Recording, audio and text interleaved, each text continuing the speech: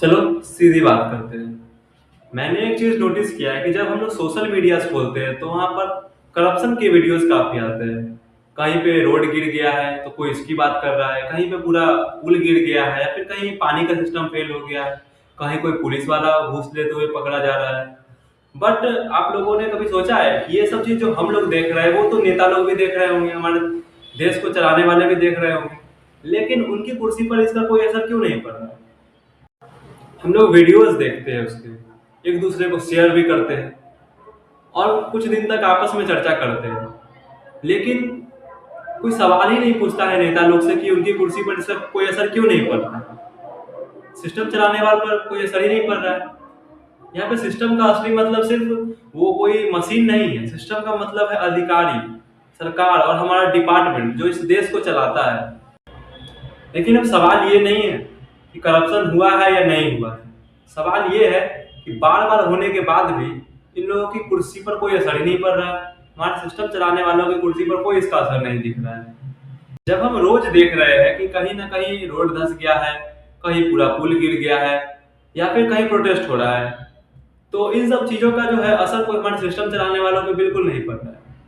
क्योंकि मैंने ये नोटिस किया है कि लोग आपस में वीडियो को एक दूसरे को शेयर करते हैं, कुछ दिन तक ट्रेंड बना के रखते हैं और चर्चा करते हैं। बट हमारे सिस्टम का क्या है? सिस्टम तो हमारा मजे में है, सिस्टम पे तो कोई असर ही नहीं दिखता है इसका। तो आखिर सिस्टम पे असर अगर नहीं दिखता है तो किस पे असर दिखता है?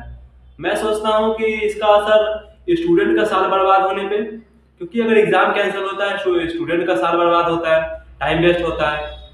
कोई ब्रिज गिरता है या फिर प्रोजेक्ट अधूरा रह जाता है तो मजदूर का टाइम वेस्ट होता है और मनी भी नहीं मिलता है। एक गरीब का सपना टूट जाता है। सिस्टम चलाने वालों के लिए तो सिर्फ ये एक इशू है, ना कि पर्सनल लॉस। अब कुछ लोग बोलेंगे कि अगर इसका असर फिर सिस्टम पर क्यों नहीं दिख रहा है, तो सिस्टम पर असर कैसे दिखेगा?